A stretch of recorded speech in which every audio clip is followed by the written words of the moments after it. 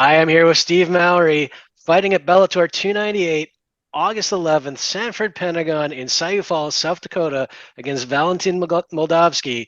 And obviously, this is a rematch, a big fight, and kind of a chance to, I don't want to say correct or wrong necessarily because you weren't losing that fight or anything, but the way it ended with the eye poke never really got going. How important was it to you to get this one back?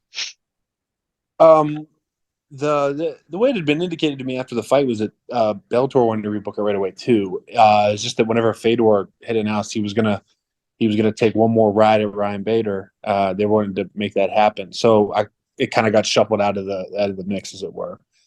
But no, it was really important to me. Valentin Moldavsky is somebody I really respect as a competitor. I really respect him as a fighter. And all that said, it would really mean a lot to me, to have a victory over somebody like him. Well, you're going to get that chance once again. And you kind of touched on what I was going to ask. It was a little surprising to see, things go in a different direction. He has a fight, you have a fight. You had the draw, I believe, with Ali Isaev. What did you take away from that bout? I mean, definitely a big learning experience in terms of just some things in competition I really should have addressed. Some things that about my competitive attitude, my competitive approach that I needed to fix. I needed to shore up. Um, but on a positive side, it really kind of reminded me that I am one of the best in the world. I belong in there with the best. Aliyah Saev, who's while somewhat kind of lacking in MMA experience, is an experienced competitor as a wrestler, and was able to accomplish a lot in a very short amount of time in a different promotion, becoming a world champion. And it's a draw. I can't really. It's not really fair to say I did well, I did poorly. I mean, there are things I think I did well, and there's things I think I did poorly. Um, but that said, I really feel like I belong in there with the best. I belong in there with the best fighters on the planet. I'm one of the best fighters on the planet, and I'm here to stay. Like you said, it's a draw, but does that motivate you? You're still undefeated, but even coming, that close in a fight, does that motivate you to say, "Hey, I never want to be that close again"? Yeah, absolutely. There was a lot that I'd kind of been juggling with in terms of my um, skill formation that I'd really wanted to address, and I wasn't really sure. I wasn't really sure what to do or how to do it, or maybe even what exactly needed addressed. And especially in a performance like that, where it was like, okay, I got to see a lot of what was wrong and a lot of what I was doing well.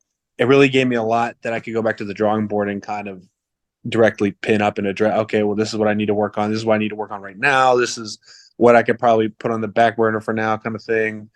I talked to my coaches about it. I brought on somebody for myself. I was started doing a lot of things that maybe I kind of in my head had been considering for a while. Having a performance like a draw really gave me the motivation to be like, okay, let's go with this. Let's address it. Let's see what we got to do, and then we'll go from there, kind of thing. Good stuff. Now, when we talk about this rematch, you had the fight in between. He had a fight in between, but it's not like there's been a super huge amount of time to really develop. So, how do you prepare for this? Do you kind of build on what you did in camp the first time around, or how do you look at it?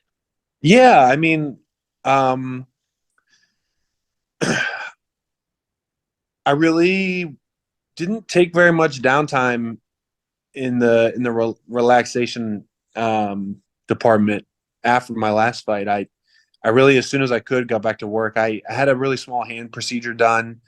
Even while I was healing up from that, I made sure to get back on the ball as soon as I could.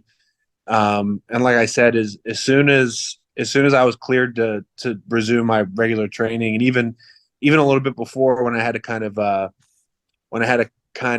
modify my regular training schedule, I was right away back onto what I felt like I had to do to start getting better. You mentioned the hand procedure. Was that like a nagging injury that had been bugging you, or what was the nature of it? Yeah, I mean, just like a weird thing that happened in a fight. I was like, just wasn't sure if I should or shouldn't see somebody about it. I finally bit the bullet and was like, okay, let's just get somebody to look at it and kind of confirm that I don't need something done. And then sure enough, they were like, yeah, you definitely need to have a procedure done. Well, definitely better to stay on top of it. And obviously, you've come out of it. How's it feeling now? I imagine it's a lot better. Oh, it's I mean, I'm careful to say better than it was before, but as good as it's ever been. Good to hear. So getting back to Moldavsky, I mean, I know the first one, accidental eye poke. When you go into this, do you think in the back of your head, man, maybe I say to the ref, hey, make sure he doesn't have his fingers outstretched? Is there that kind of concern in the back of your mind at all? No, Fair I mean, enough. I'm not trying to be a dick, but no. Fair I just enough. No, I not to. I don't want to make excuses for anybody, especially not my opponent. But I don't know.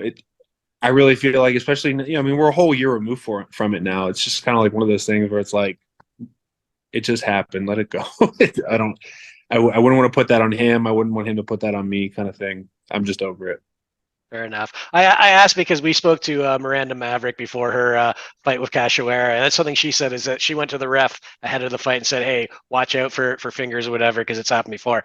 Um, Fair enough, though. Like I said, getting back into this one, not a lot to really look at from tape perspective because you only had the one fight in between. But what did you think of his last performance? Um, I think he fought the other best heavyweight in the world in Linton Vassell, and I think that whenever you fight the best heavyweights in the world, that stuff happens. So I mean, uh, winning losing is part of the game. I think that they were having a good back and forth competitive fight until Linton cracked him with that mean check hook from southpaw. Um, and I mean, not to take away from Moldavsky, but in praise of Linton, that's something that he does in training a lot is go southpaw. We don't really see him do it too much in fights. So it was, really exciting to see it work for him. But that said, no, I mean, it doesn't really do too much for me in terms of a game plan or whatever, anything like that. It's just kind of a little bit more to look at, a little bit more to glean from. But other than that, I'm really just focused on what I'm going to do here coming up. Well, you touched on it there. Linton Vassell, the other best heavyweight in the world, ranked number one in the division. Obviously, Ryan Bader, the champ, and that looks like what's going to be next.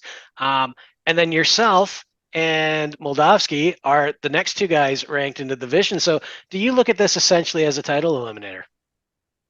I don't know. I really don't because so just to give you some perspective, uh, I think Linton had been guaranteed the title shot before the Moldavsky fight, and then whenever Fedor came back, they kind of shuffled their cards again. So, no, I don't. I'm not looking at it as anything other than an opportunity for me to go in there and prove myself and put my full skill set on display.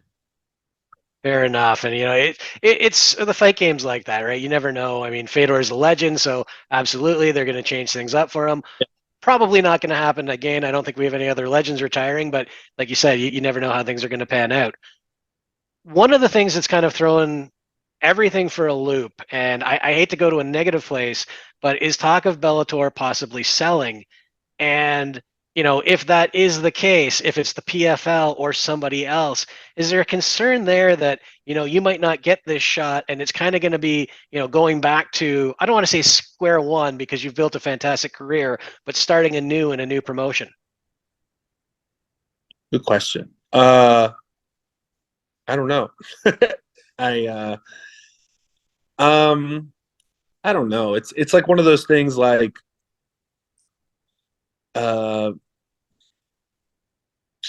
there's just so much conjecture in the picture that like if I were to sit here and think about any one thing, I'd have to think about a million things. So it's like um I mean, it's definitely occurred to me that like yeah, there is going to be a little bit of a shakeup here no matter what. But that said, it really doesn't change my perspective on the immediate future, which is to handle business here in a week. Eye on the prize, absolutely. Something that, and this has nothing to do with anything, but I don't know if you remember, we spoke in 2021 for a different interview, and you mentioned being afraid of the X Files when you were a little kid. Um, I remember it very well. Yeah. all these years later, or a couple of years later, and all these years later from when you were a kid, we have a bunch of people go before Congress saying, "Hey, the U.S. government's hiding alien bodies and this and that." Did you see that? What was your reaction to it? Because when I saw that, I went, "Man, this is straight out of the X Files."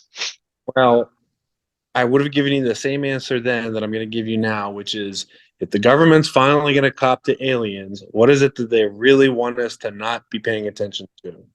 because the general public has had a sneaking suspicion that aliens have been around for the better part of we could probably comfortably say 60 years, and uh, everybody listening now probably imagines a nice tinfoil hat on my head, but not to get on my political soapbox, but the big but if they're finally going to cop to something as big as aliens, I wonder what it is that they don't want us to be paying attention to. It's the what do you the sleight of hand trick? Well, hey, here's aliens over here. What is it that is in the hand that they're shuffling behind their backs that they don't want us to look at? Well, you're not the first person I've heard suggest that if they're coming out about aliens right now, they might have another agenda. I just thought Well, it was. they admitted to JFK like through the CIA admitted to JFK like 3 months ago and nothing. So it's like, how do we take this seriously?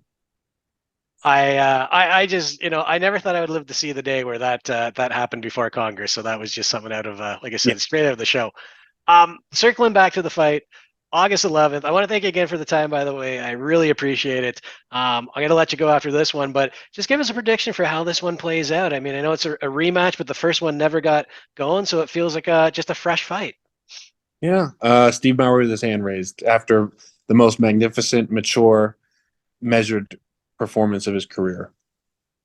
Good stuff. I like it. Looking forward to it. Hope everything goes well for you August 11th. Thanks again for the time, Steve. Steve, best of luck in the fight. I appreciate it, Jay. Thank you for having me. Absolutely. Have a great day, guys.